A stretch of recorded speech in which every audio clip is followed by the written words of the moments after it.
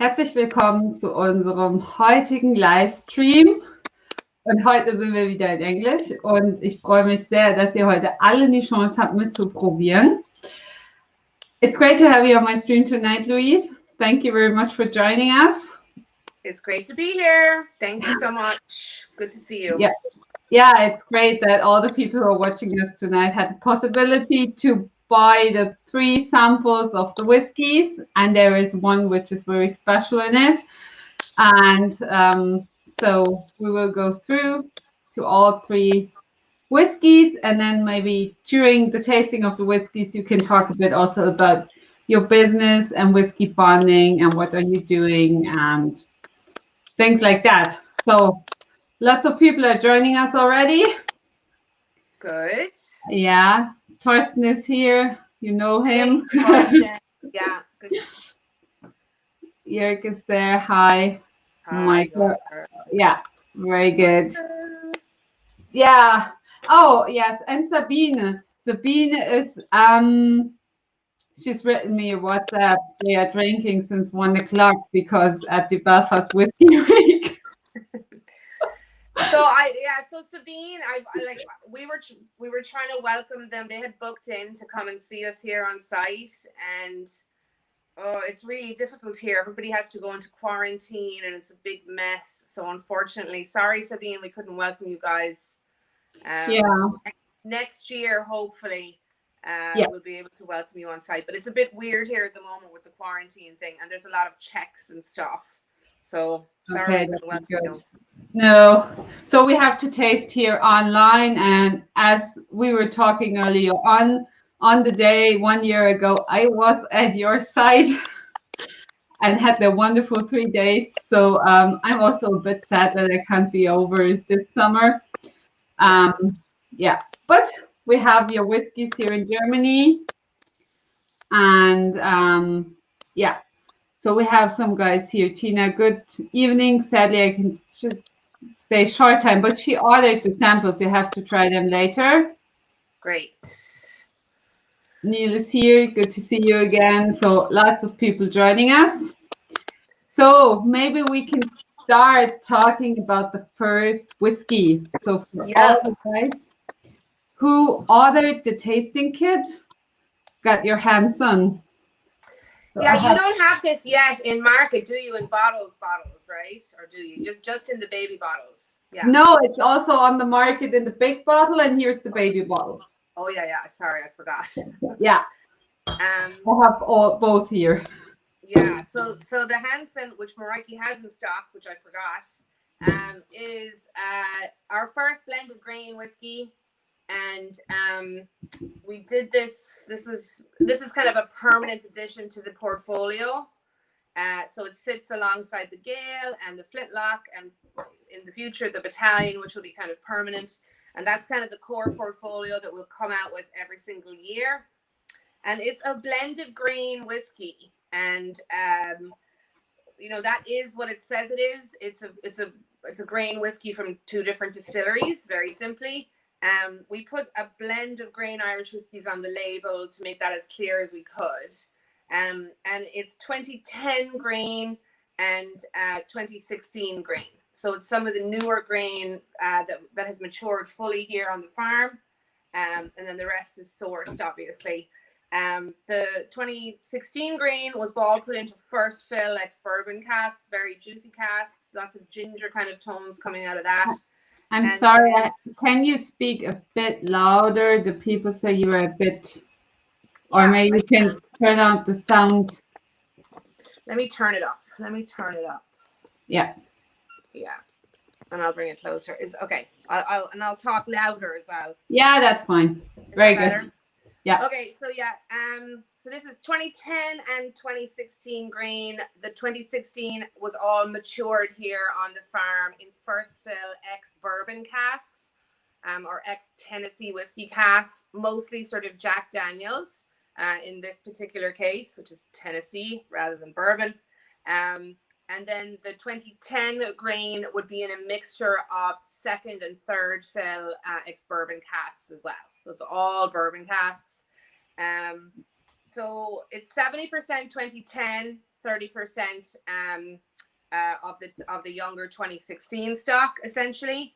And the first edition, there was only about 800 bottles made because it was like a first iteration. The next edition will be bigger because it's going to be sitting in the portfolio. And this one was designed kind of as a nice, easy sort of sipper. It's very much in the kind of JJ Corry wheelhouse in terms of flavor profile. There's a nice bit of fruit in it, but there's also kind of almost like a ginger kind of spice sort of thing going on with it. What do you think, Mareike? This is our first grain, so I'm a big fan of grain, which we haven't really done before. Mareike, what did you think of it? I need to add some more in my glass. I put on too less. Yeah, you have this nice ginger note, and I think you have lots of vanilla, so typical grain notes on the nose. I did a video on that on Saturday. It's on YouTube. I forgot to upload it on Facebook. So yeah, you have kind of light fruit notes, but lots of vanilla and spices. Yeah. And I think the vanilla is coming from the older grain. Honestly, like the younger grain is a little spicier, and the vanilla comes from that 2010 stock that we have. A lot of that 2016 grain that has gone on to this was sitting in those first filled bourbons. We're actually taking it out of those casks now and moving it into different casks because those spicy tones, we're kind of trying to mellow them down a bit. Yeah. But for us, certainly when we blended this, you know, we always vat things separately. We put the 2010 in a tank and the 2016 in a tank, and they're adding very kind of different things. The nice thing about the Hanson is that it makes a very good highball. Yes, it does. Yes, it does. Yes, so we've definitely been drinking a lot of these this summer, essentially. So I'm going to show you how to make one. Yeah. You get some Hanson. You get a glass with ice there. You pour the Hanson in. It's really easy. Then you get some, in my case, this is San Pellegrino Blood Orange. I think you can see it there. Yeah. And you just pour that in over the top. And that is it. Yeah. You give it like one stir, and then you have a very nice highball, essentially. Anything very orangey and tart to cut the ginger and the spice works really well with the Hanson. And we find that San Pellegrino is really, really good. You need nice, big, thick chunks of ice, and it makes for a very refreshing cocktail. Yes, I can definitely confirm because I didn't know, but at my first highball, I also used this San Pellegrino and the Hanson, and I also added some bitters. I think in one video you said you can add some bitters. Yeah, if you can find them, it's really good. Yeah. Yeah, I have from Dead Rabbit some Angostura bitters, and it worked out very well. So a really nice summer drink, very easy to do. Yeah, I like it. It's as you say, it's a very nice drinkable whiskey. So nothing too complex. It's not a whiskey in winter where you sit down and drink hours and hours. It's just like we're sitting together with friends, having a nice whiskey, and having a good drink. And I know there are lots of people having this sample at home and tasting with us now. So maybe they can also write how they like the Hanson and what their thoughts are about.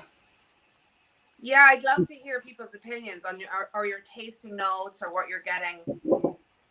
Yes. This is going to be with us for a long time, the Hanson, I think. And so I'm interested to hear people's feedback on it.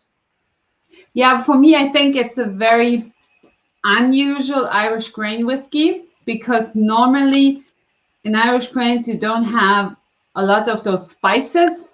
You have more this very smooth vanilla notes. Yeah, I think I think the grain is underused and undersung. You know, the quality of it, like being produced in Ireland for a long time, has been pretty excellent by the big guy, certainly by the big guys. Like that's one thing they're really good at doing. and a lot of other things too, of course. But I see great potential in grain. I think you know, we're buying quite a bit of it at the moment from various different places, because it's a nice playful kind of element of stock that you can have in your portfolio to use in different kind of cask influences and stuff. The malts that we have, and a lot of the malts that we're collecting at the moment, they just don't take influences particularly well. So if you put a malt into a tequila cask, honestly, it doesn't really work out. Like, I know because I've tried that. But if you're putting green into a tequila cask or something like that, it's going to take, it's the influence that you're going to get and melding with the flavors that you already have is going to be more pronounced. And there's, I enjoy playing with that, with grain in particular, because malt is just standing up on its own, to be honest. Most of the time, it doesn't need that much help, really. So we'll be working a lot with grain in the future, I think, for that kind of stuff. Yeah, it's very interesting. And Jürgen is asking if the highball is also working with ginger ale. It does work with ginger ale, but you kind of get double ginger, and I know this because we've tried all the fizzy things. It works best with something kind of tart, you know, like so this San Pellegrino kind of blood orange has a little, it's that like kind of tart kind of feeling to it. It will work with ginger ale, but not as not as good as something more citrusy, to be honest. But it'll do. But try it and see if you like it. Yeah. And Claudia says she had already a sub on Saturday. Well done, Claudia. Yeah, and now she's just listening, and afterwards she's trying. And Sabine says, okay, the first big bottle of Hanson is empty.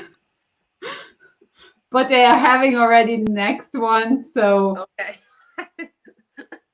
Yeah, they are okay. Yeah, Andreas, I had a tasting at Stefan in June, and Andreas had the Hanson bottle before myself because they ordered on Irish Malls, and he brought me a sample of the Hanson so that I already tried it. So when your customers bringing you samples, it's a good sign. Yeah. It's a very good sign. Yeah. Yeah. So Stefan, he's also here. He says he couldn't think that Sabine had already emptied one bottle. So yeah. It's impressive. It's impressive. Yeah.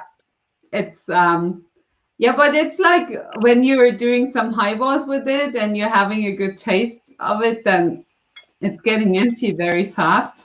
So honestly, for the summertime, the highball is the way to empty your bottle of Hanson very quickly. It goes very fast. Yeah, it's like my Hanson arrived last week, so there's also already missing a bit. Yeah, it's good. It's like the good quality we know from JJ Corry. Yes. So we have the second batch of this now is in the tank. So that's what I'm proofing at the moment. So it's a bigger batch. So it's about 3,000 bottles, which for us is, you know, is very, very big. But the Hanson is always going to be in the portfolio. It's always going to be there. It's exactly the same ratio of 70-30. In terms of 10-year-old and 2016, and it's really good. It's sitting in the tank at the moment at about 51%, and we're taking it down gradually. We hope to kind of bottle it at the end of this week or early next week. So that's going to be coming soon. But that'll be kind of very much a core part of the portfolio, like the Gael. It'll always be there. It'll evolve a bit over time, but you know the idea is that it's going to be our main grain expression that we have moving forward. Good idea. Yeah. Yeah. So Jürgen gave a tasting note. He says it's nice light vanilla, and he also has the tons of fruits, the like yellow fruits, so no dark fruits, light fruits. Yeah. So maybe Jürgen, do you also get those ginger and those spices? That might be interesting to get, because I think he says it's like, that's interesting. You should do it a bit cold, just the Hanson a bit cold with a citrus zest, and then it's perfect for the summer. Perfect. Almost like an Good old idea. fashioned. Yeah, Yeah. absolutely. That Yeah, sounds this great. is it's a really good summery drink, which is why we liked the highball piece around it. It's an easy little drinker, definitely. Yeah. Maybe you can tell why you called it the Hanson. Yeah, so every bottle has every bottle that we have, when we name it, there's always like some ridiculous story behind it. And I only say ridiculous is because I spend a long time thinking about it. And this name I have had in my arsenal, in my mind, for a long time for a whiskey, because years ago I talked to a man locally, and he told me about JJ Corry's son-in-law, who had married his daughter. JJ Corry had two daughters, Bridie and Elizabeth. And Bridie didn't get married, but Elizabeth got married to a Mr. Hanson.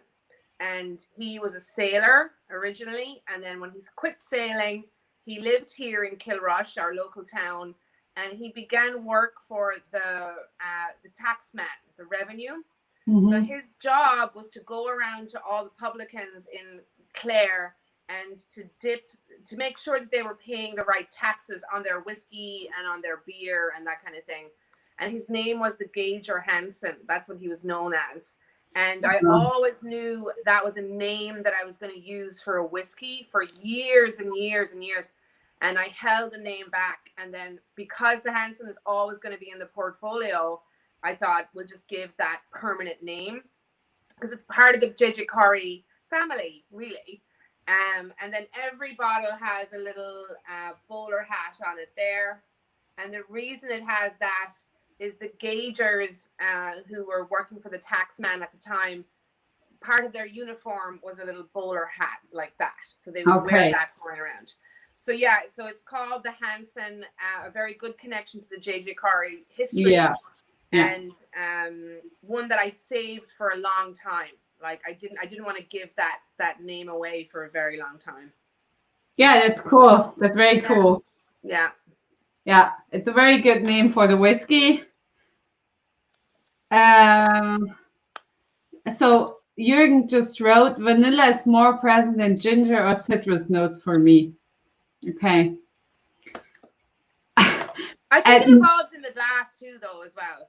Yeah, and he's normally drinking gin in summer, but he forgot to order a gin. So he says he doesn't need now any gin. He just needs blood orange Pellegrino for his Hanson. So very good. Totally. This is, if you like gin and tonic, you love the highball. Like that's where it's at. A lot of people stop drinking whiskey in the summer and they start drinking gin. Forget it. You just drink whiskey all year round now with the highball. Yeah. It's all you need to do. It's fine. Yeah, very good. So Neve is watching us. Hi, Neve. Hey, Neve. I had something. Okay. Yeah, Jürgen says now with more air, he gets the spices. And I think this whiskey is churning a lot when he gets air. That's very interesting.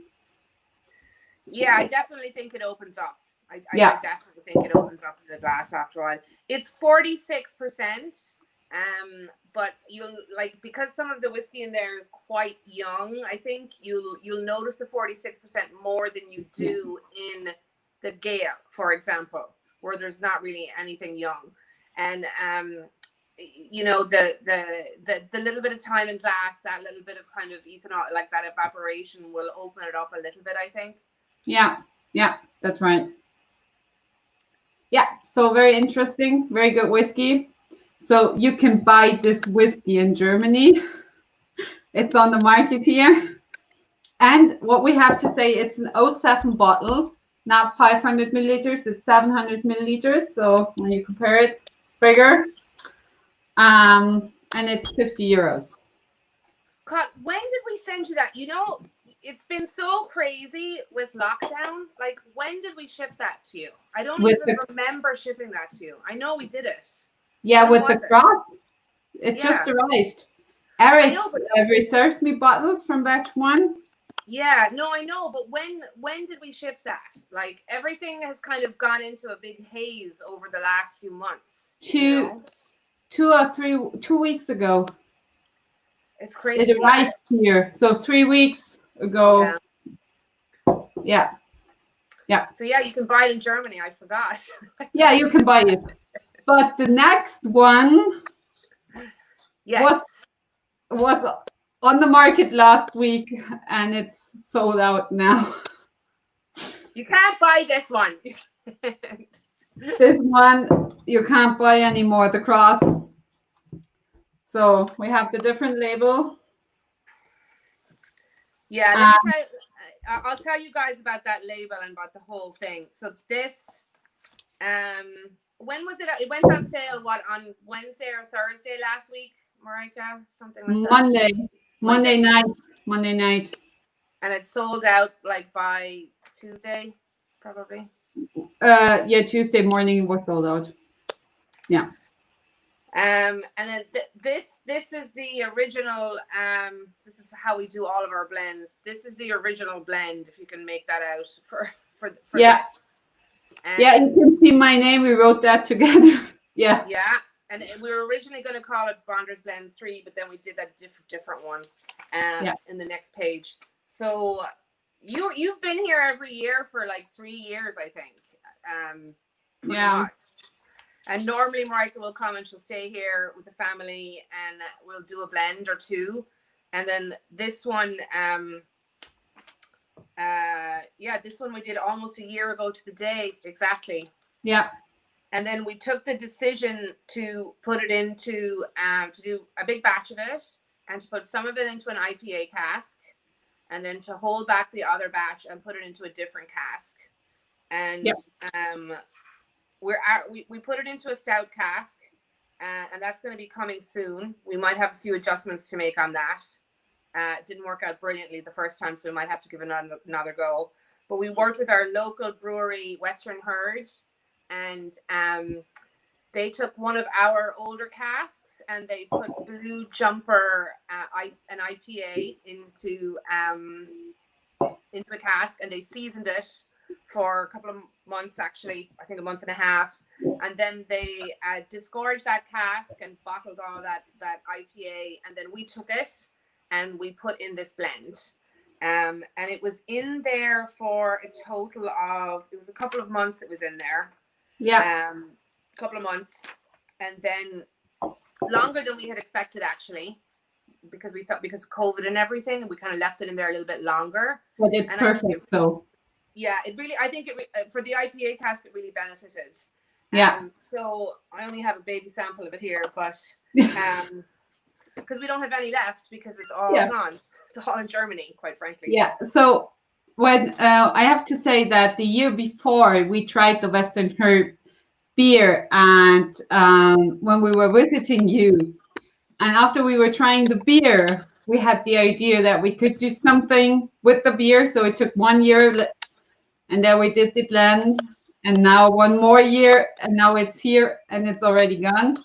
And I really, really like this whiskey because you have so many fruit notes on the nose. And when you leave it in the glass for about 10 minutes, the fruit notes are getting more and more away, and the beer notes are getting more and more in front, and it's getting more spices. So, yeah. I did lots of work for the tasting note for being online for some hours. Yeah. I also think that there's a little bit of, when you get, and I think you're right, there's layers of this. You get classic JJ Corry kind of fruit, and then you start to get that IPA, and that particular IPA is genuinely my favorite beer. Like, we always have that in the house, and it's my favorite beer. And I think as well, towards the end, you get these lovely kind of nutty tones as well, and I think you get them on the nose as well. But it's taken on kind of all the the top note kind of characteristics from that IPA, and it's taken them on really well without being overpowering. Yeah. So it turned out well. Again, I was worried that it was going to be a lot in cask too long, but in the end, it needed that with the IPA, definitely. Yeah. Yeah. And we bottle it with 43%. Yeah, 43. Yeah. Yeah, 43%. And then there was, I'm just trying to look at the actual makeup of it. We did like 130 bottles or something. Was it 132 or thereabouts? Yeah, but we filled up the samples, so it's now 102 big bottles. Yeah. Yeah.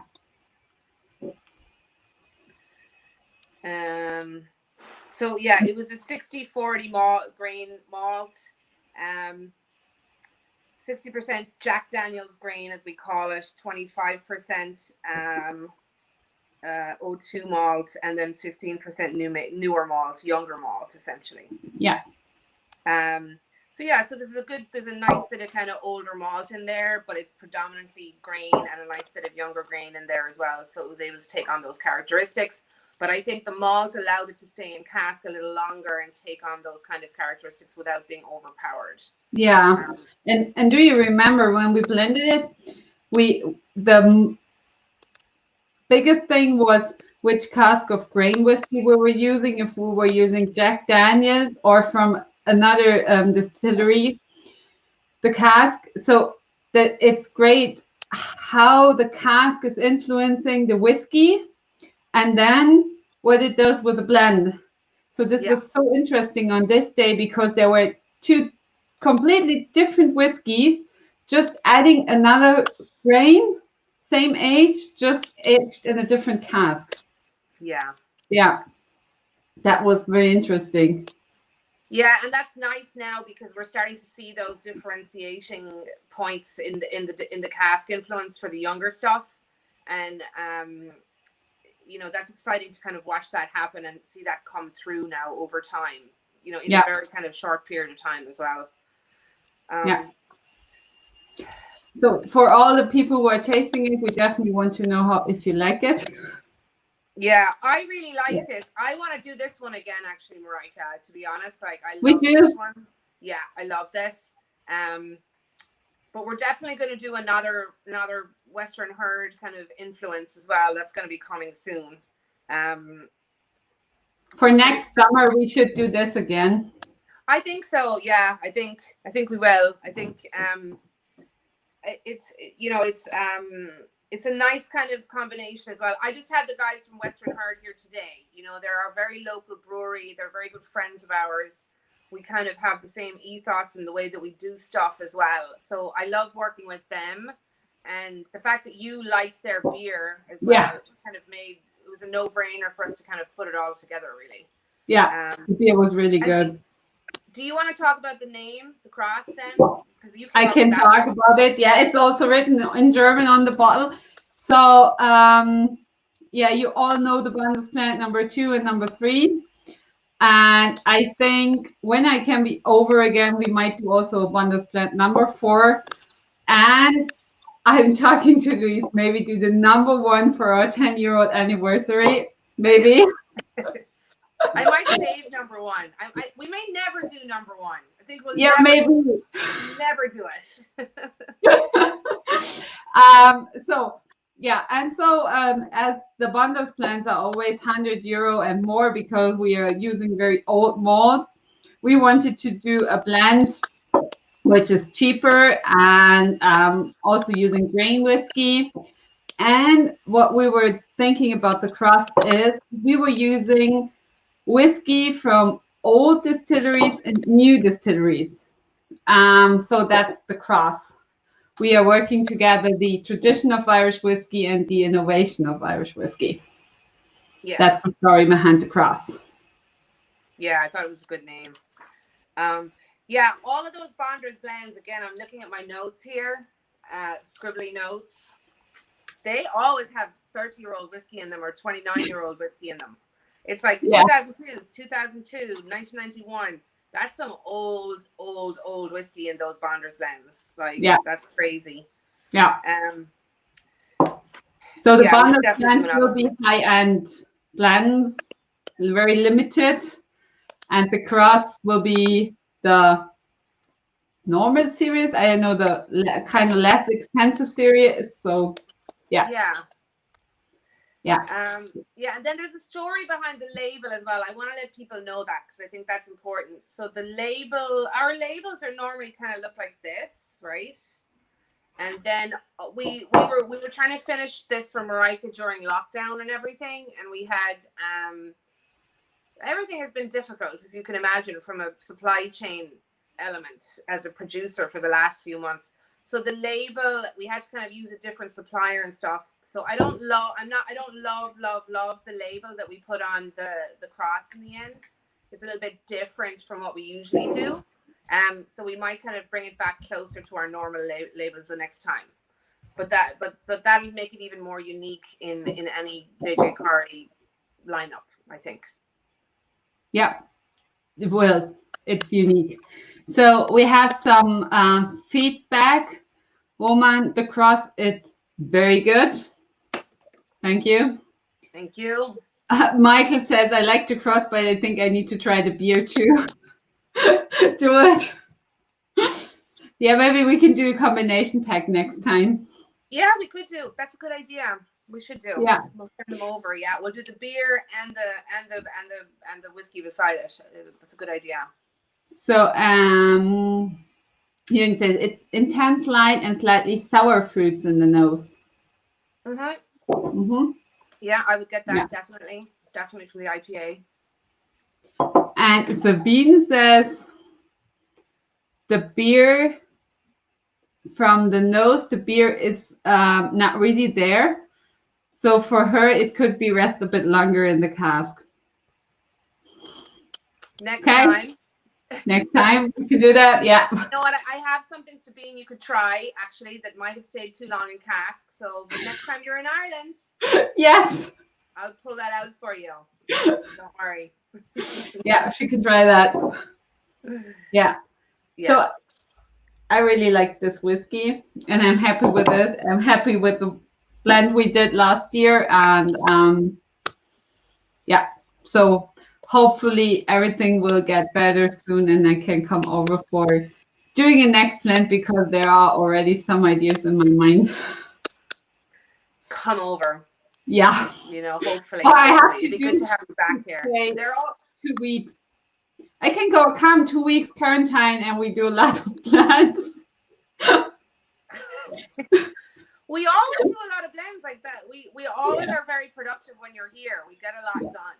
We get a lot of, and you know, now the rack house is completely reorganized. It looks really different. You won't recognize it when you come over. Like there's 3 or 4 layers of casks, and there's loads of new stock and stuff. So there's even more to kind of pull from. So that'll be interesting. More to drink and to taste. Yes, and to blend. Definitely. Yeah. Very good. So Jürgen got also a bit of pale wood also in the nose. Okay.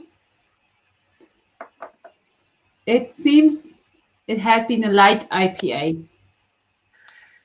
I mean, this is why it might be very interesting next time to put a can of the IPA in or a bottle with the pack, because it's quite a nutty IPA. But remember, we season the cask, so they don't put the IPA in the cask. It doesn't spend any real time in there.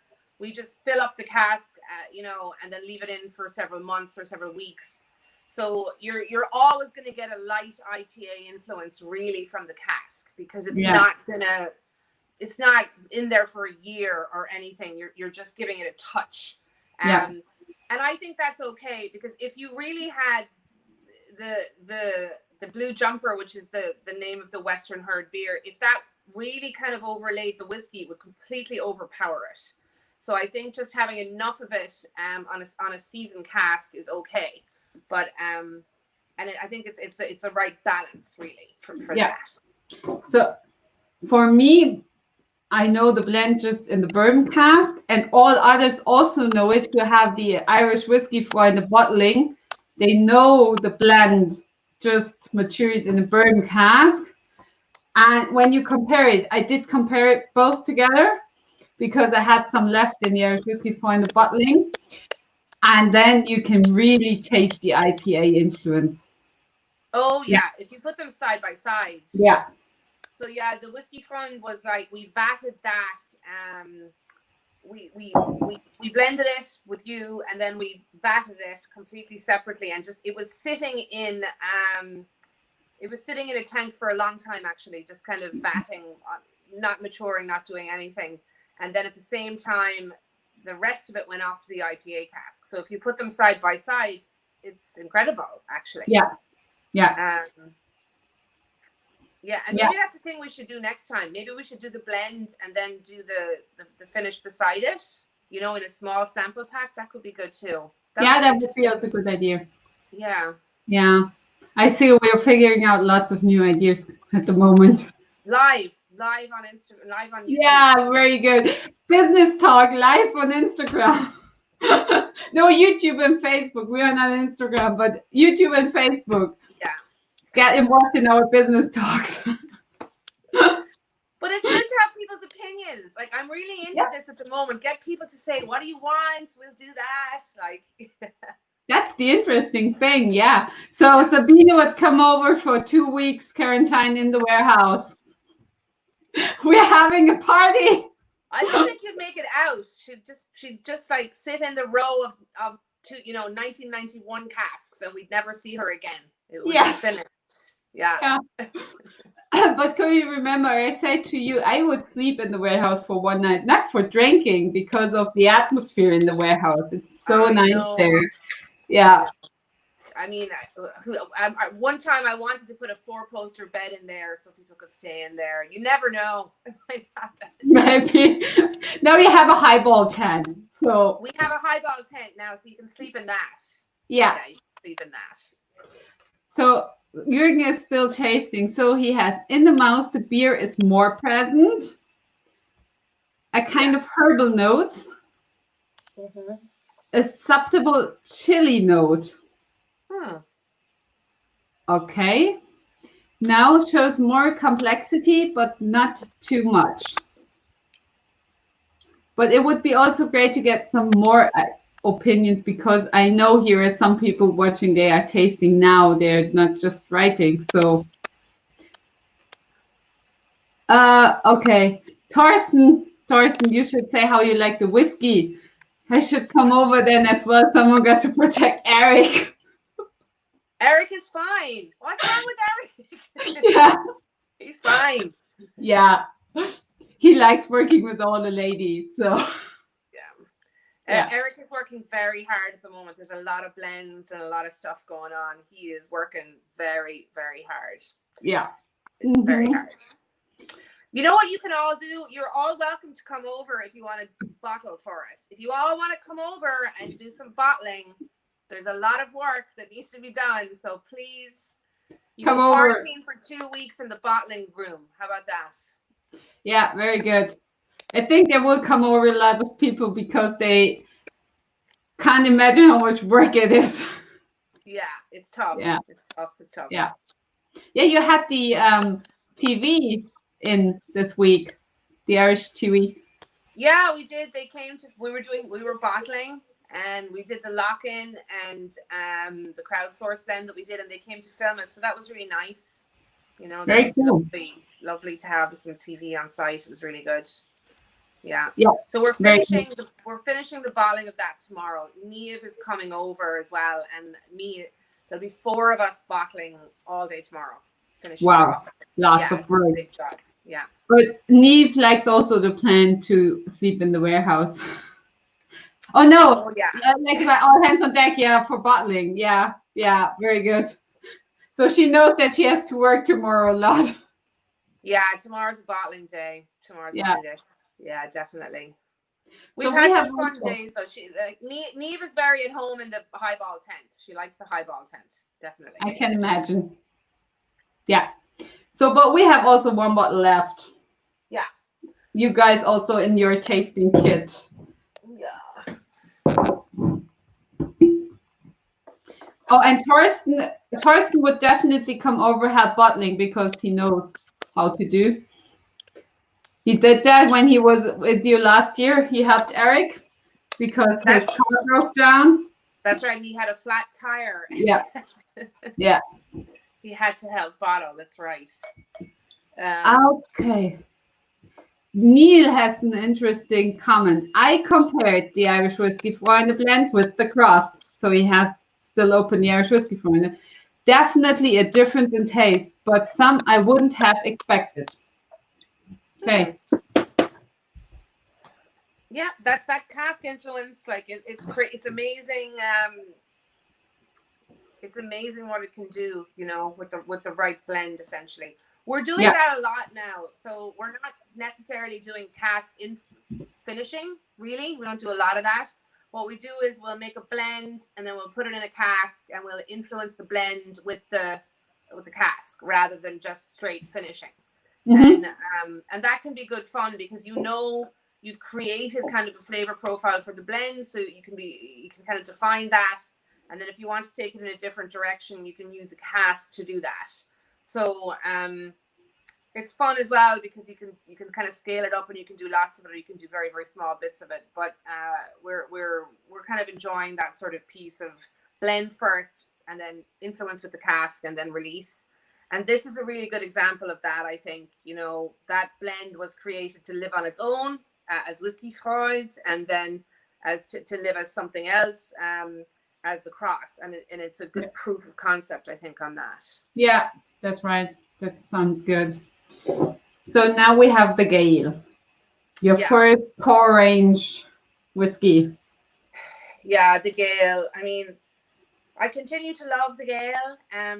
The Gael, we've been doing smaller batches of the Gael as time has gone on, and the reason for that is because we're doing lots of batches of other things. So the first batch of the Gael was like 6,500, I think, bottles, and then it came down to like 2,800 bottles, and then the next one is 2,800 bottles or 2,600 bottles, I think. So the batches are getting smaller. And because as well, kind of we're growing as well as we're growing. Thank God we're still growing a little bit. Not as much as we'd like, but we're still growing a bit. So the batches tend to sell faster. So they become closer together. Yeah. But we're trying to keep the Gael, you know, it's our core. So we always pull from the same tranches of casks for the Gael.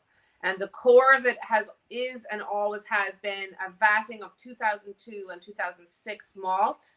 That's always around 50-something% of the blend. And then there's a grain component, and it's all older grain. We might start to integrate some of the younger grain soon, but the grain component then is always like 2010, 2011, 2010 grain.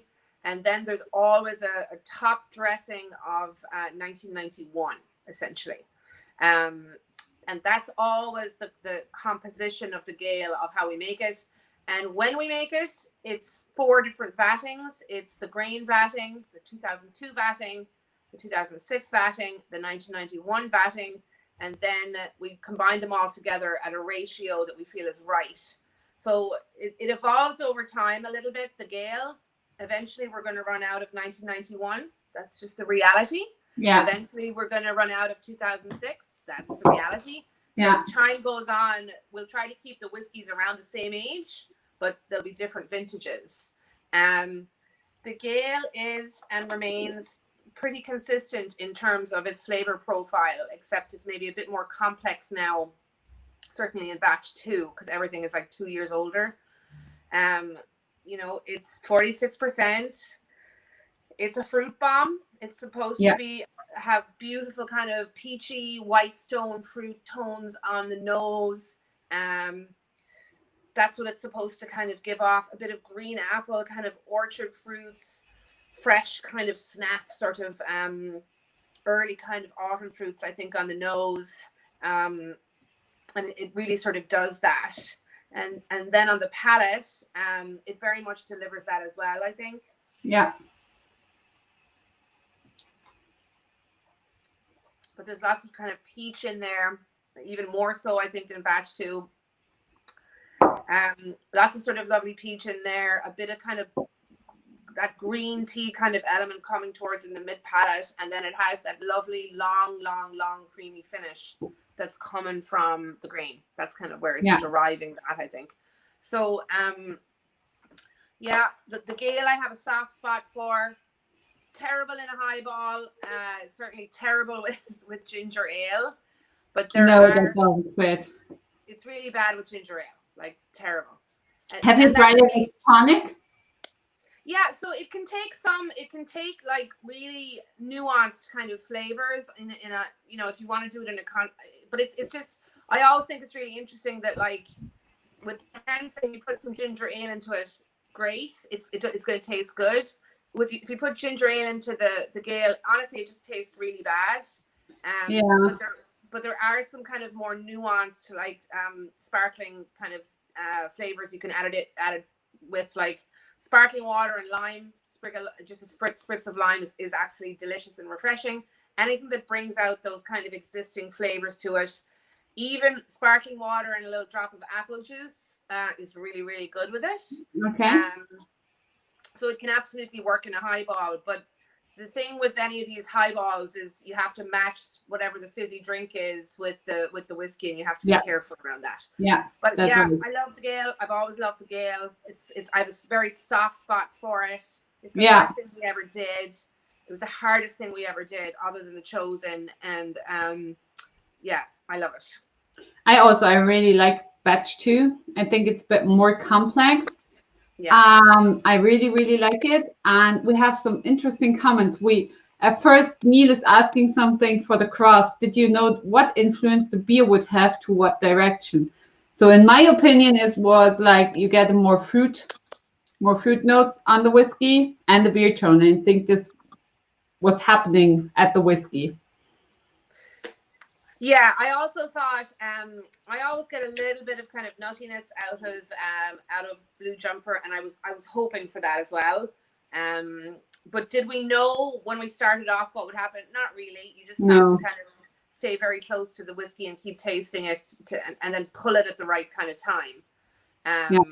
But you don't, if you haven't done it before, you can guess, but you don't really know. Yeah, that's right. Yeah. So this is also interesting. Michael is coming over for the bottling, but he's doing the cakes. We need cakes. Cakes are good. That's good. So, and this one, Jürgen says he has the Gael and the Cross, but now he has to buy also the Hanson. Very good. Yeah, it's good to have on your shelf, the Hanson. Yeah, and Thorsten has an interesting idea. He would compare the JJ Corry Gael with a good white wine. I think that can work out really good.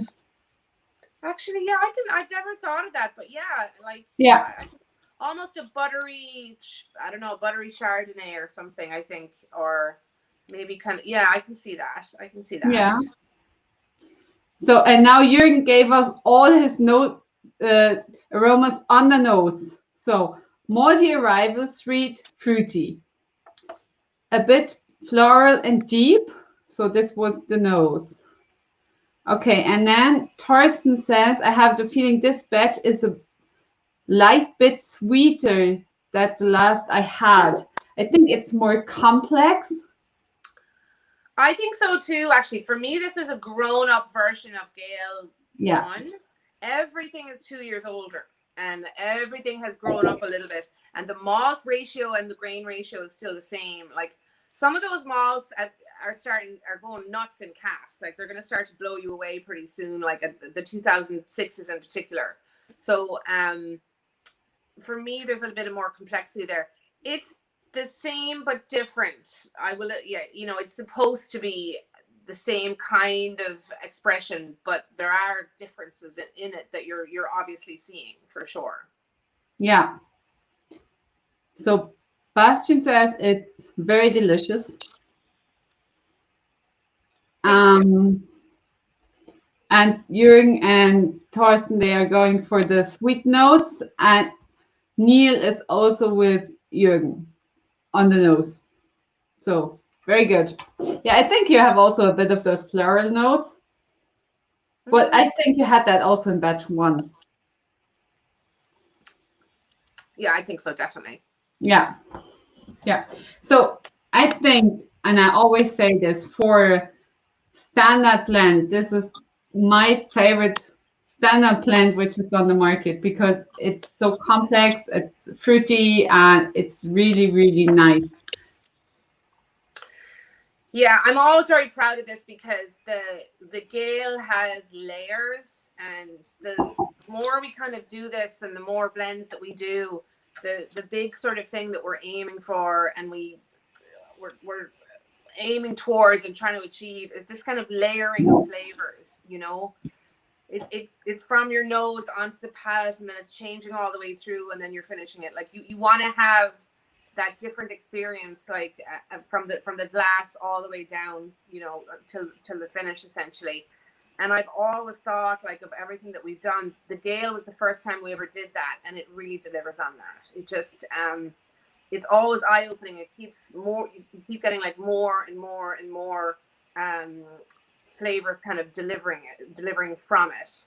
And yeah, I think it works in that regard. So as a blend, as our flagship blend, I'm very proud of it. Yeah, you can be. Yeah. Yeah, Jürgen says, I think the malts were getting stronger the last 3 years. I know that he also had tasted batch 1. So yeah.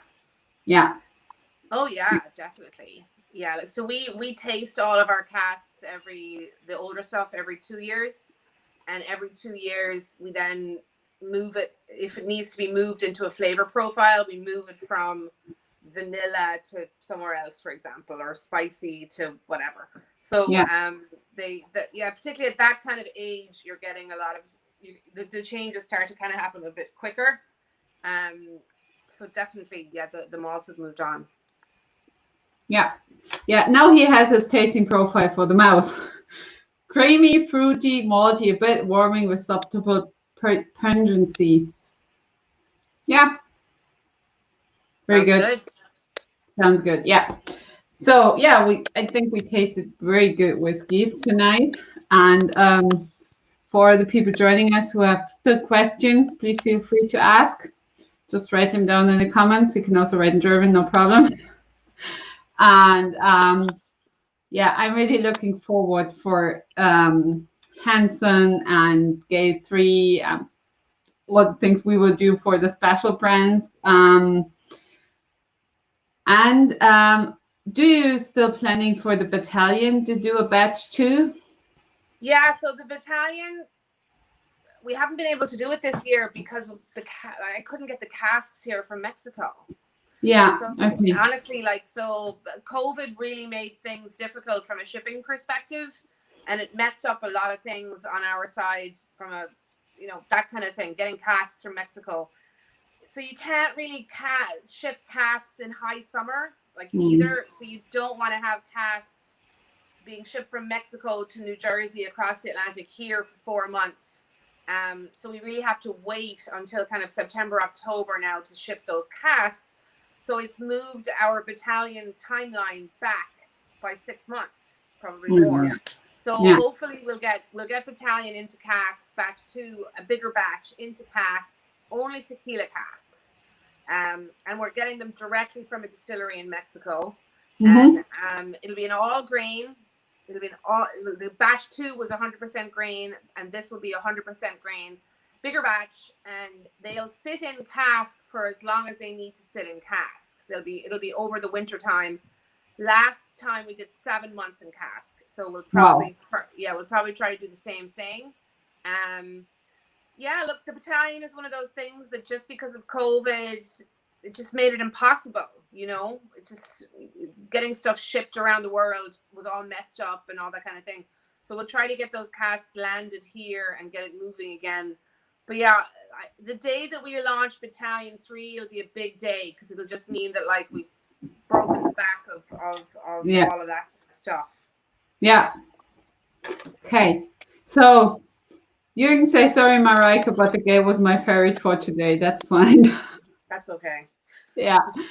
And now the collector is asking, what's on the agenda for the next month? Any new releases ready for the shelves? I don't know. Niamh, what have we got? You're bottling the lock-in. Yeah, we're bottling the lock-in. The lock-in is coming in a week and a half if we can get around the Irish government on the label. And we have a big thing coming kind of in the September, October time. Not like The Chosen, but we have like a big thing coming. And then we have Flintlock #2, actually. Wow. Yeah, so again, we're fighting with the label at the moment. Like, we've had a lot of labeling problems. We're trying to tell the truth on our label, but we're not allowed, and I keep fighting with everybody about it. So we're trying to get Flintlock 2 out the door. Very small batch again. We probably should have done a bigger batch. I think it's again 3 casks, and it's 2 2002 casks and 1 2006 cask of a single malt, and that's ready to be bottled, right? No, it's actually bottled. It's just not labeled, actually. So that's coming in the next couple of months, definitely. That's kind of it then. There might be 1 or 2 other things kind of coming up. There might be more. There's a lot of things in the pipeline. Yeah. I think you lost me there. In terms of big releases, those are kind of the big ones. Flintlock 2 and this thing in Q2 and Q4. Very good. So my reservation palette gets bigger. That's very good. Yeah. Hanson, Gael, Flintlock, my own brand. So very good. Yeah. Another beer cask. Yeah. Yeah, very good. So thank you very much for taking your time going with us through those 3 whiskeys. Thanks for all who are watching us and tasting. Thank you for talking business with me. There as an aside, business ideas. Thank you all for inputting into those business ideas. And thank you everybody out there who supports us in Germany. Mareike, you were one of our very first people ever to order JJ Corry. We're so grateful for your support. And no problem. Thank you. We just really appreciate everybody out there. Hopefully we can welcome you on here at some point in the future. And thank you so much. I always recommend that they have to come over, and because it's such a great place to visit you, and I definitely really like to stay there each year, and I'm very sad that I can't be over this year. So hopefully we can see us soon in real life. And yeah, so thank you very much for all those who were with us tonight, and have a nice evening. Thanks, Bye. everybody.